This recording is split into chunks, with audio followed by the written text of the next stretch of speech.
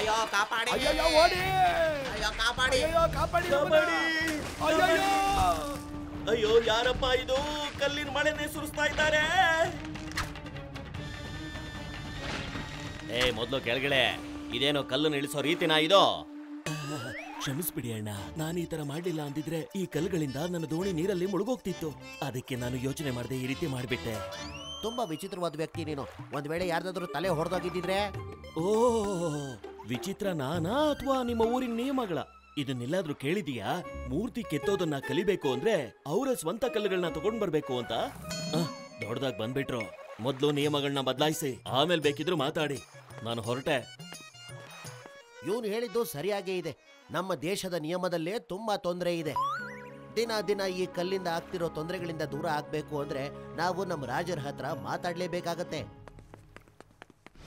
ನೀವೆಲ್ಲ ನಿಮ್ಮ ಸಮಸ್ಯೆ ಏನು ಅಂತ ಹೇಳಿ. ವಿಷಯ ಏನು ಅಂದ್ರೆ ಮಹಾರಾಜ, ನಮ್ಮ ರಾಜ್ಯದ ಕಲಾಕಾರ ಅಮರ್ ಸಿಂಗ್ ಹತ್ರ ಮೂರ್ತಿ ಕೆತ್ತೋದ್ನ ಕಲಿಯೋದಿಕ್ಕೆ ನಿಮಗ್ ಗೊತ್ತಿದ್ಯಾ?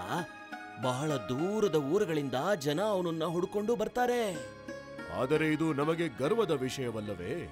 ಇದರಲ್ಲಿ ಸಮಸ್ಯೆ ಏನು? ಸಮಸ್ಯೆ ಇದಲ್ಲ ಮಹಾರಾಜ. ಸಮಸ್ಯೆ ಇರೋದು ಮೂರ್ತಿ ಕಲೆಯನ್ನ ಕಲಿಬೇಕಾದ ಷರತ್ತು. ಆ ಷರತ್ತೇನೆಂದರೆ, ಯಾರು ಆ ಕಲೆನ ಕಲಿಬೇಕೋ ಅವರು ತಮ್ಮ ಸ್ವಂತ ಕಲ್ಲನ್ನ ಎತ್ಕೊಂಡ್ ಬರ್ಬೇಕಂತೆ.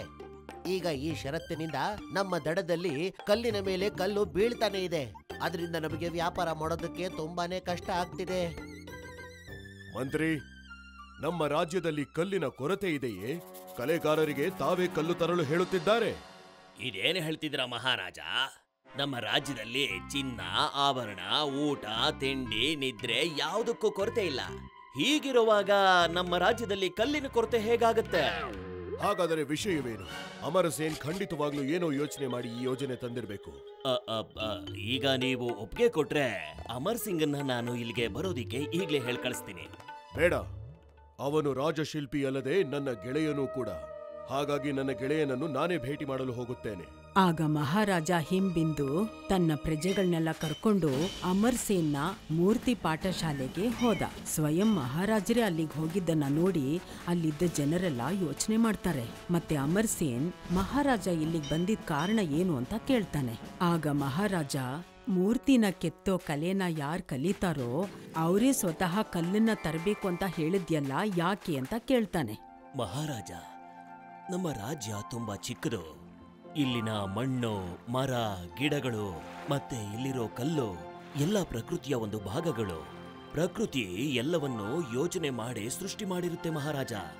ಈ ಮಣ್ಣು, ಮರಗಳು, ಗಿಡಗಳು, ಈ ಬಂಡೆಗಳು ಎಲ್ಲವನ್ನು, ಇದರಲ್ಲಿ ಯಾವುದೇ ಒಂದನ್ನ ನಾವು ನಾಶ ಮಾಡಿದ್ರೂ ಆಗ ಪ್ರಕೃತಿಯ ಸಮತೋಲನ ತಪ್ಪುತ್ತೆ.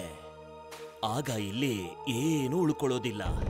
ಏನು ಉಳ್ಕೊಳ್ಳಿಲ್ಲ ಅಂತ ಅಂದ್ಮೇಲೆ ಆಗ ನಾವು ನಮ್ಮ ಮುಂದಿನ ಪೀಳಿಗೆಗೆ ಏನು ಉಳಿಸೋದು? ವಾ ಅಮರ್ ಸೇನ್, ವಾ! ನಿನ್ನ ಈ ವಿಚಾರ ಕೇಳಿ ನನಗಂತೂ ತುಂಬಾ ಸಂತೋಷವಾಯಿತು. If you like this video, subscribe to our channel Murthy Media.